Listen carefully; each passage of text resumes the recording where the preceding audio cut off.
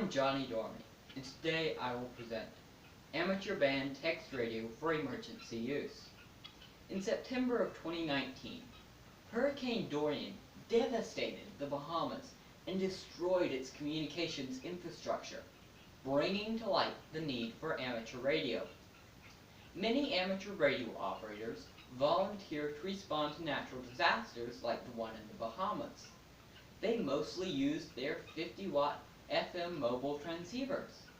Even then, precise signals are difficult to hear accurately in the field, which shows the need for a handheld text messaging radio that holds the message in text form.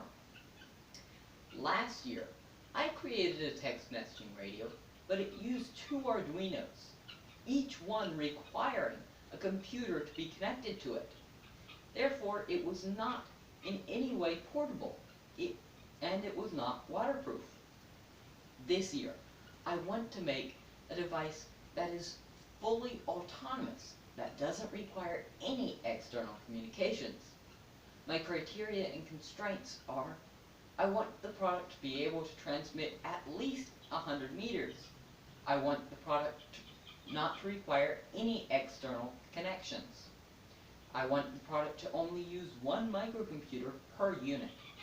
And I want the product to cost less than $150 retail to produce. I want the product to run from a battery. I want the product to be water resistant for use in foul weather. Also, the operator has to be licensed at the technician level or higher for transmissions over 10 milliwatts. So first, my testing procedures. I went out into a field and marked 0, 75, 100, and 125 meters. Then I put the transmitter and receiver, one at each end, each on top of a stack of roughly 1.5 meters high of non-metallic buckets. This is to simulate how high you'd be holding it when you are operating the device. In stage 1, I used a Raspberry Pi Zero-W with a 17.5 centimeter long wire for an antenna. First, I tried using a 3.5 inch screen for display, but it turned out to be too small for practical use. So I switched to a 7-inch screen. But this screen was too big. As you see in figure 3, it with the HDMI connector coming out of the top right corner is just too wide to fit in the top of the box. So I didn't have time to get a different screen, and I could not find any that were in between. So I just tested with the screen on top of the container, which meant it was easily damaged. After testing, it did fall off. The receiver did fall off and damage the screen, and I had to replace it. So one of my big priorities in stage 2 was to have the screen inside the top of the box. The results for stage 1 were 100% at 75 meters, 90% at 100 meters, and 67.5% at 125 meters.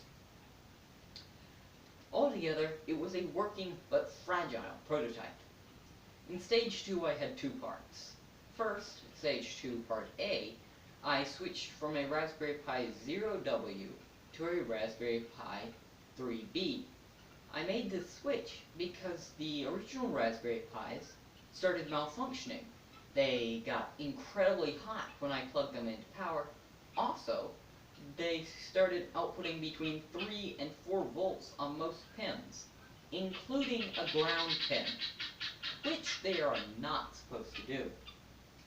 So, I also added one amplifier module, and I switched to a rubber duck antenna, as seen here. Rubber duck antennas are the generic antenna for most handheld radios in this frequency range. The results were skewed in many ways, in two ways. First, I was forced to test in a different location where there was a slope because of an event. Also, I forgot which distances I was using. You can see the results in figure 7. I tested at 30, 60, and 100 meters instead of the planned 75, 100, and 125 meters. The results were disappointing. 100% at 30 meters, 52.5% at 60 meters, and 30% at 100 meters. Not very good. But I figured that with the amplifier module, the results should be better than stage 1, if it receives at all, if it works at all.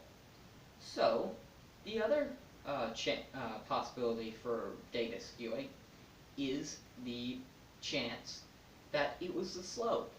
I realized that it had to be the slope because with the rubber duck antenna, the more conductive material that is connecting to the ground side of the antenna, the lower the main lobe of the antenna.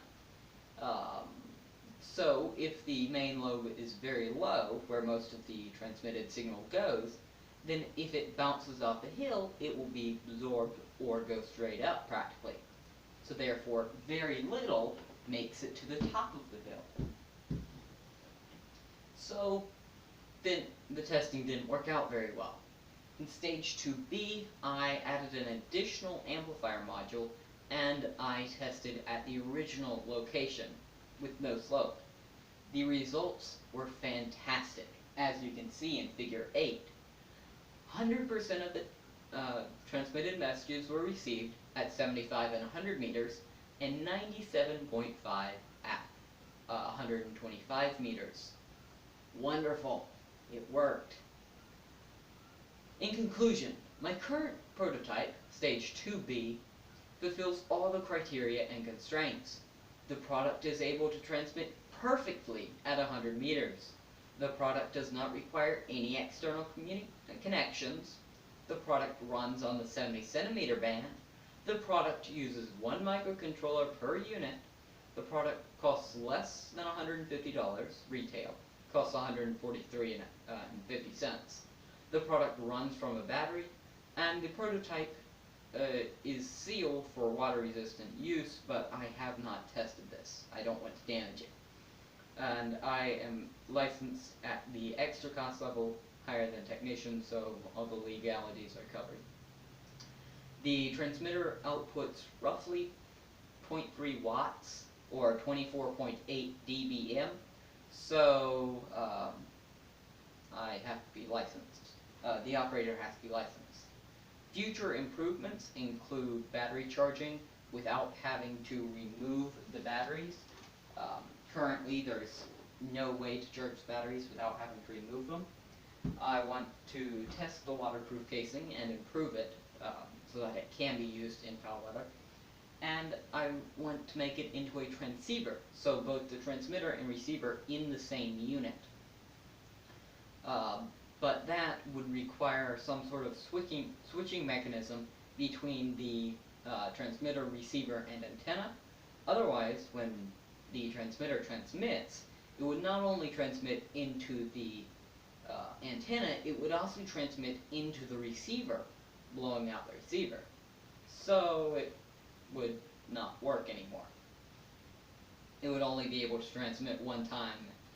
People would not buy that. The amateur band text radio is successful in the new quest for autonomous units. Thank you.